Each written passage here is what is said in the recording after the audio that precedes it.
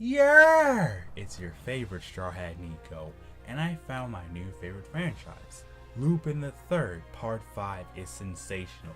Ever seen an anime so good, you just watch the bad boy, you don't even want to pause it, or say, wait, why that happened? You just love it for what it is? That's me in Lupin the Third Part 5. The whole point of Lupin, in my mind, is the story of the world's greatest thief and his adventures.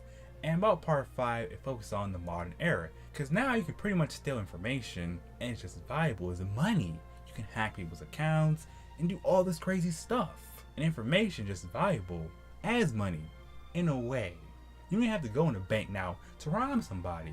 That's what I like about this part, it focuses on that aspect. I think it's pretty cool. It seems like with Lupin, it's like iterations. So it seems like every once in a while, a new part of Lupin drops. And I gotta say, I can see why it's so popular. The art style, it's beautiful. I love the music. If I find a soundtrack, whew, I'm set for a good amount of time. I like all the characters. And that's funny because normally with me, when I see new series, I'm not gonna like all the characters, but I pretty much like them all. They don't add something to the table. And it doesn't feel like, oh, they're just doing dumb stuff for the sake of it. It seems like the way things work. Lupin is a world-class thief. He can steal pretty much anything. Money, cars, women, you name it, he can probably steal it one way or another. But he's not a dummy. He just plays dumb. Lupin's the kind of guy. He does what he wants when he wants to. But sometimes he acts dumb to catch wise. I noticed that within the first episode. Like, he sees things, doesn't always say what he saw the moment he sees it, but he takes notes. And same with this girl Fujiko. Her and Lupin are a thing, or they were a thing, but there's still some sparks. Because it seems like the way things work, anytime Lupin needs the help of a female, he calls her up.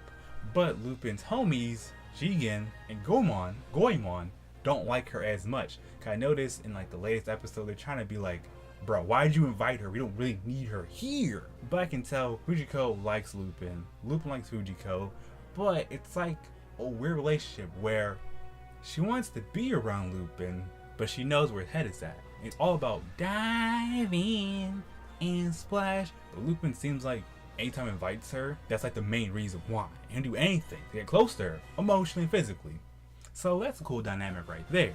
And I like how everyone recognizes the ability of Lupin to steal pretty much anything. So for that reason, they're not just gonna go, oh, we can't handle Lupin, he's too good. They still have a good fight. It's never an easy, oh, we just won because I'm main character. It's always a struggle. And I like how, for the most part, it takes Lupin like 2 episodes to actually steal the thing and successfully get away. But even trying to get away is always a struggle, because if you're a world-class thief, and people know this, they'll have a lot of plans to stop you.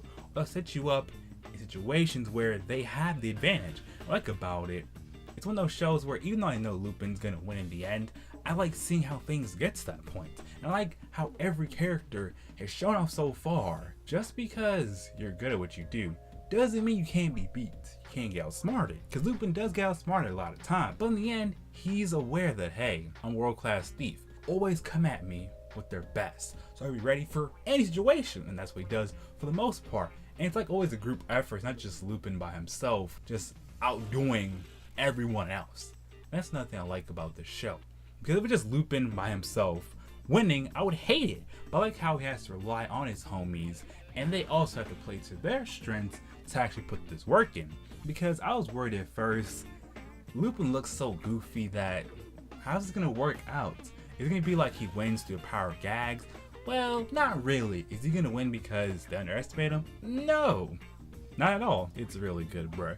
You don't understand. Because for me, it's hard to find new series, and I jump in like the late end game of it or middle, and I just love it so much. Because I watch one episode, I want another one.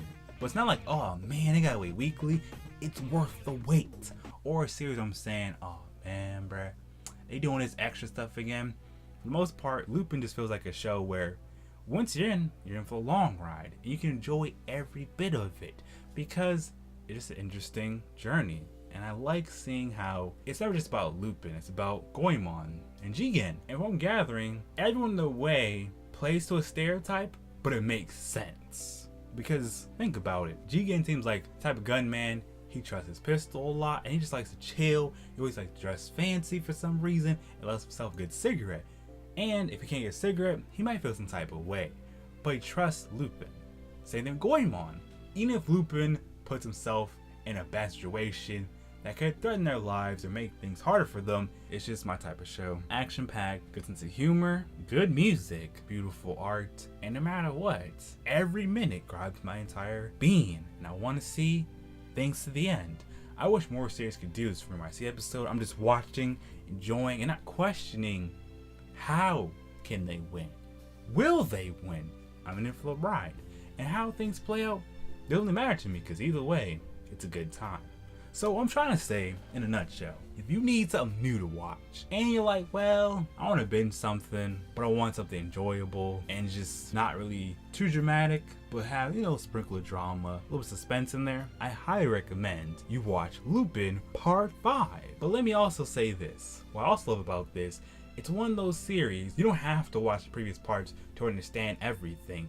It's made so anyone can jump in and enjoy it for what it is. But if you want to, all the parts are on Crunchyroll.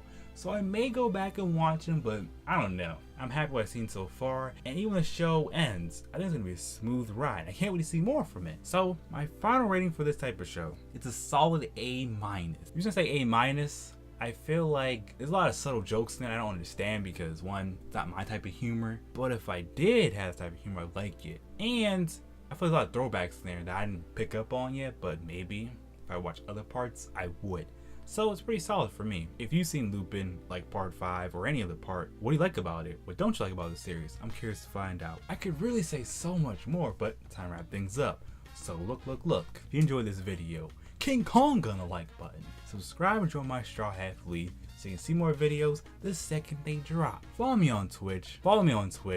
That's my main hub anyway. Follow me on Twitter. Stay up to date with me. Connect with me anytime you want. Join my Discord, share this video on your favorite social media so I expand my fleet one step at a time. Turn the notification bell on and you're good to go. I can say so much more, but my crew needs me.